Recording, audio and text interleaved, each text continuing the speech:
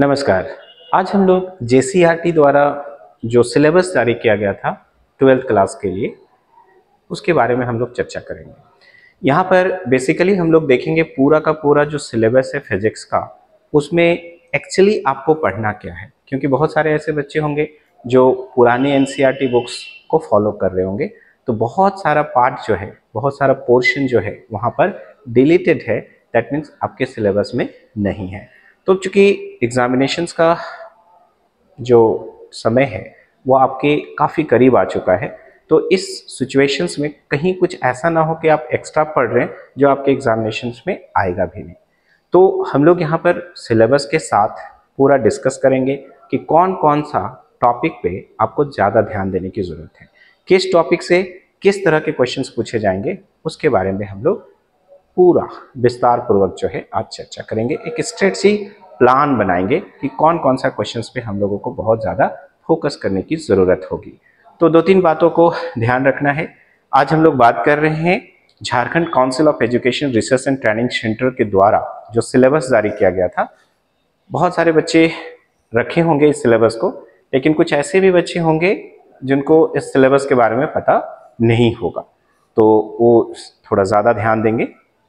और जिनके पास है तो पोर्शंस को ध्यान देंगे कि किस किस पोर्शंस पे जो है हम लोगों को ज़्यादा पढ़ने की ज़रूरत होगी, किस पोर्शन से फिजिक्स में क्या क्वेश्चंस आने वाला है, उस पर हम लोग चर्चा करेंगे। तो यहाँ पर देखिए, ये तो मैथ का सिलेबस है और ये आ गया हम लोगों का फिजिक्स का सिलेबस। यहाँ पर देखिए, सबसे पहले अगर हम लोग देखें जो पहला चैप्टर है फिजिक्स में, वह है हम लोगों का, ये जो चैप्टर है हमारा वह है इलेक्ट्रिक चार्ज एंड फील्ड्स। अब इस इलेक्ट्रिक चार्ज एंड फील्ड्स में अगर आप देखो तो आपको क्या पढ़ना है, electric charge and their conservations. तो यहां से आपको प्रॉपर्टीज ऑफ इलेक्ट्रिक चार्ज पूछा जाता है, साथ ही साथ क्वांटाइजेशन ऑफ चार्ज जो है Q is equal two plus minus NE, इससे रिलेटेड जो है आपको न्यूमेरिकल प्रॉब्लम्स पूछे जा सकते हैं। और यहाँ पे जो को कंजर्वेशन है, तो जो कंजर्वेशन ऑफ चार्ज है उसको आपको शॉर्ट नोट्स या जो 3 मार्क्स है उस तरह का जो क्वेश्चंस होगा उसमें पूछा जाएगा, इसको आपको ध्यान रखना है। यहाँ पे देखिए कूलम्ब्स लॉ, जिसमें हम लोग फोर्स निकालते हैं बिटवीन 2 पॉइंट चार्जेस का, तो यहाँ पर भी जो फॉर्मूला है उसको आपको याद रखना है कि फॉर्मूला जो है F is equal to 1/4 pi epsilon not into Q1 Q2 by R square. ये जो फॉर्मूला है इसको आपको ध्यान में रखना है। यहीं से पूरा लॉ का जो, अगर आप चाहे डिस्क्रिप्शन से याद रखना तो भी आप याद रख सकते हैं कि ये जो फोर्स है वो directly proportional to product of 2 electric charges inversely proportional to R square. तो आप कूलम्ब्स लॉ का जो फॉर्मूला है उसको आपको बेसिकली याद रखना है, और कैसे हम लोग जो वेक्टर फॉर्म में उसको रिप्रेजेंट करते हैं ये आपको देखना है। उसके बाद जो है, जो इंपॉर्टेंट है आपके लिए, वह आ जाइए यहाँ पर इलेक्ट्रिक फील्ड। इससे भी आपको शॉर्ट नोट्स पूछा जाता है कि इलेक्ट्रिक फील्ड का यूनिट क्या है, डायमेंशन क्या है, इलेक्ट्रिक फील्ड क्या है, छोटे क्वेश्चंस पूछे जाएंगे। Electric field due to a point charge, ये आपको निकालने के लिए 3 मार्क्स में पूछा जाता है। Then after electric field lines क्या है, उसकी क्या प्रॉपर्टीज है, ये पूछा जाता है। यहाँ पर torque on a dipole in uniform electric field, ये आपको निकालने के लिए बोला जाता है। ये भी आपका 3 मार्क्स के लिए इंपॉर्टेंट है। लेकिन जो आपका इलेक्ट्रिक चार्ज एंड फील्ड है, इसमें जो सबसे इंपॉर्टेंट जो आपको ध्यान देना है वो क्या है, तो यहां पर अगर आप देखिए, सबसे इंपॉर्टेंट यहां पर गॉस थ्योरम है।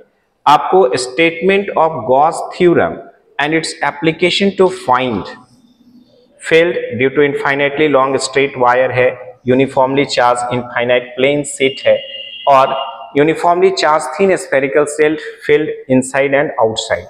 ये जो आप देख रहे हैं ये 5 मार्क्स के लिए जो है आपका इंपॉर्टेंट है, राइट।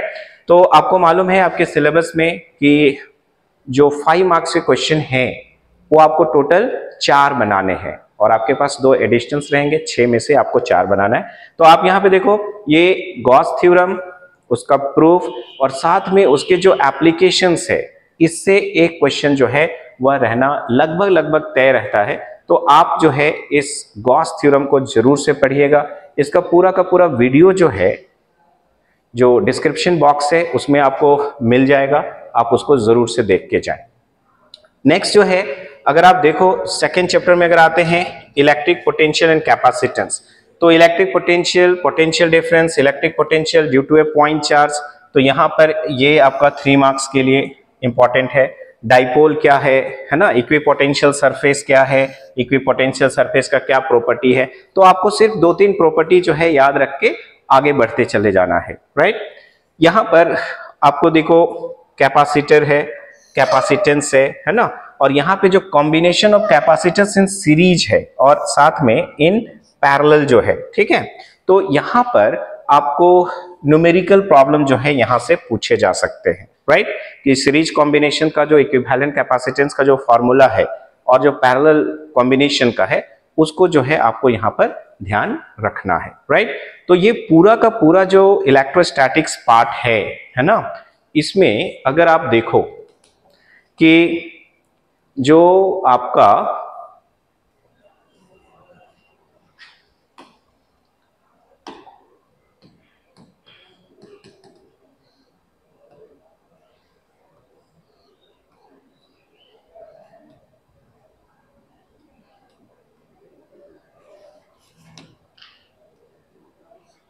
अब यहां पे देखिए जो दूसरा चैप्टर है इलेक्ट्रिक पोटेंशियल एंड कैपेसिटेंस, यहां पे देखो कैपेसिटेंस क्या है ना, उसका यूनिट डायमेंशन, इस तरह का क्वेश्चंस पूछा जाता है। मैंने कहा combination of capacitors in series and in parallel जो है वहां से न्यूमेरिकल क्वेश्चंस पूछे जाएंगे। यहाँ पे देखिए capacitance of A parallel plate capacitor with and without dielectric medium, इसके भी वीडियो जो है, ठीक है, आपको अवेलेबल हो जाएंगे डिस्क्रिप्शन बॉक्स में। शॉर्ट क्वेश्चंस के लिए इंपॉर्टेंट है।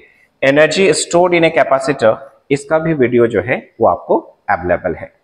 तो अगर मोटा मोटी देखिए तो आपको ये जो पहले 2 चैप्टर्स है उसमें 5 मार्क्स के लिए जो इंपॉर्टेंट क्वेश्चन है वह आपका गॉस लॉ और उसका एप्लीकेशंस, ये आप करके ही जाएंगे। तो जो एग्जामिनेशन सॉल्व होगा उसमें बिना गॉस लॉ और उसका एप्लीकेशन को प्रिपेयर किए आपको एंटर नहीं करना है, इस चीज का आपको ध्यान रखना है। अब यहां पर देखो हम लोग नेक्स्ट चैप्टर की ओर आते हैं, करंट इलेक्ट्रिसिटी।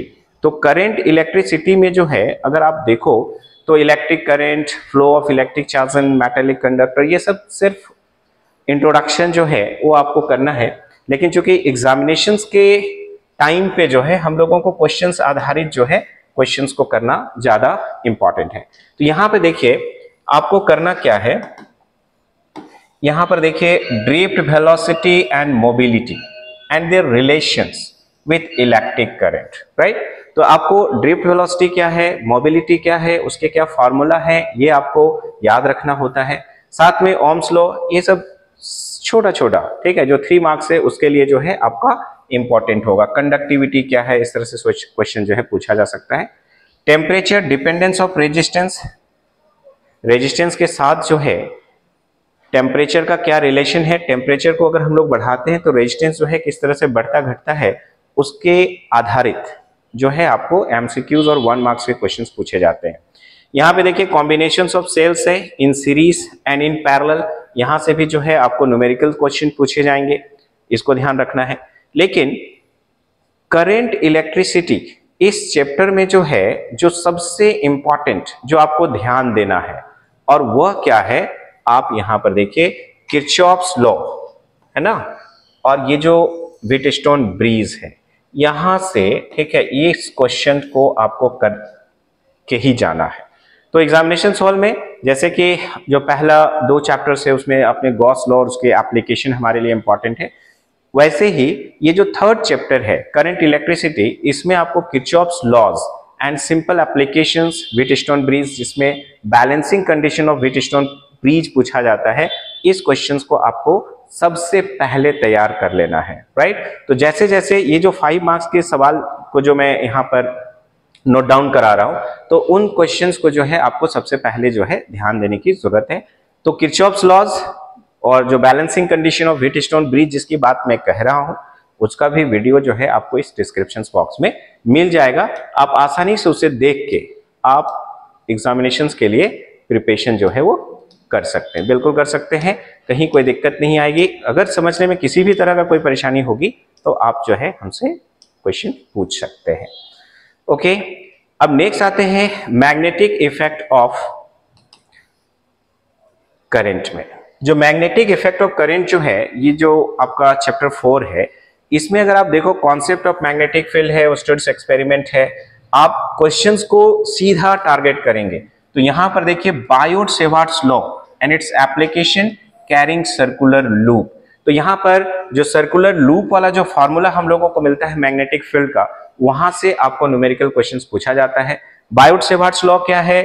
ये सिंपल जो है, आपको उसका जो फॉर्मूला है या जो फाइनल रिजल्ट है, अगर आप उसको याद रखेंगे तो भी आपका काम जो है वो हो जाएगा। जैसे अगर हम कहें dB जो है directly proportional to I dl sin theta by क्या हो गया r स्क्वायर। तो सिर्फ फॉर्मूला अगर आप याद रखते हैं, है ना, तो आपका सारा काम हो जाएगा। जैसे इस डायरेक्टली प्रोपोर्शनल को हटाएंगे, जो कांस्टेंट आता है आप सबों को मालूम होगा, तो यहां पर देखिए dB is equal to mu not by 4 pi into I dl sin theta by r square, right. सिर्फ फॉर्मूला याद रखना है, पूरा का पूरा लॉ जो है याद हो जाएगा कि जो मैग्नेटिक फील्ड इंडक्शन है at a point due to a current element directly proportional to I, directly proportional to dl, directly proportional to sin theta और inversely proportional to r square, right. तो यहां से आपको कर लेना है। दूसरा है Ampere's law and its applications, इसको भी आपको कंप्लीट कर लेना है। ये भी आपको डिस्क्रिप्शन बॉक्स में मिल जाएगा, अवेलेबल है। बायोट-सेवार्ट्स लॉ भी, उसका एप्लीकेशंस भी। ये सोलेनॉइड जो है, इसका भी मैग्नेटिक फील्ड इंडक्शन जो है निकाला हुआ है। Force on a moving charge in uniform magnetic field and electric field, इसका भी पूरा डिटेल जो है वीडियो के साथ जो है आपको मिल रहा है। अब यहाँ पे देखिए force on A current carrying conductor in uniform magnetic field, ये भी मैंने करा रखा है, ठीक है। Force between two parallel current carrying conductors किया नहीं है, कर दूंगा, ठीक है। तो ये सब 3 मार्क्स के लिए जो है हम लोगों का इंपॉर्टेंट है। अब यहाँ पे देखो magnetic effects of electric current में ये जो torque experienced bye A current loop in magnetic field, ये भी इंपॉर्टेंट है 3 मार्क्स के लिए। Moving coil galvanometer and its current sensitivity, and ये यहां से ये मूविंग कॉइल गैल्वेनोमीटर जो है वो 5 मार्क्स के लिए इंपॉर्टेंट है, राइट। फिर यहाँ पे देखिए current loop as a magnetic dipole and its magnetic dipole moment. Magnetic dipole moment, magnetic field intensity due to magnetic dipole, bar magnet का है, ठीक है, एक्सिस में है और परपेंडिकुलर टू एक्सिस है। ये भी एग्जामिनेशंस में आपके लिए इंपॉर्टेंट होगा, लेकिन ये 3 मार्क्स में ही 2 अलग अलग पार्ट करके पूछा जाता है। हालांकि दोनों को अगर मिला के पूछेगा तो 5 मार्क्स में भी पूछा जा सकता है।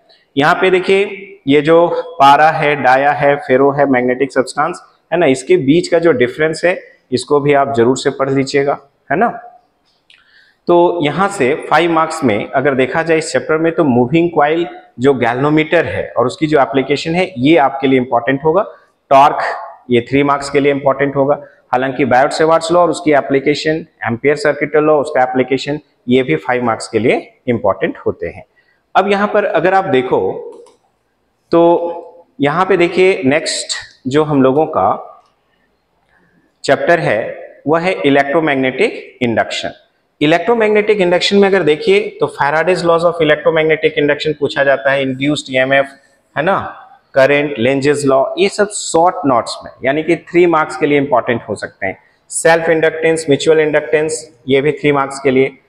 Alternating current, peak value and RMS value of alternating current, voltage, reactance, impedance, ये सारे के सारे जो है वो 3 मार्क्स के लिए इंपॉर्टेंट है। यहां से आपका जो फॉर्मूला आएगा, ठीक है, यहां से आपको न्यूमेरिकल्स जो है वो पूछा जा सकता है। तो इसका फॉर्मूला जो है ये आपको याद रखना है। 5 मार्क्स के लिए अगर इस चैप्टर में देखें तो ये एलसीआर सीरीज सर्किट जो है इसको आपको कंप्लीट करना है, राइट। इस चैप्टर से क्या कंप्लीट करना होगा? एलसीआर सीरीज सर्किट और उसका जो कंडीशंस फॉर रेजोनेंस है इसको आपको जरूर से कंप्लीट कर लेना है। एसी जनरेटर और जो ट्रांसफार्मर है ये भी 5 मार्क्स के लिए इंपॉर्टेंट है, राइट। लेकिन सबसे ज्यादा जो है एलसीआर सीरीज सर्किट को आप ध्यान देंगे, ट्रांसफार्मर को ध्यान देंगे, ठीक है।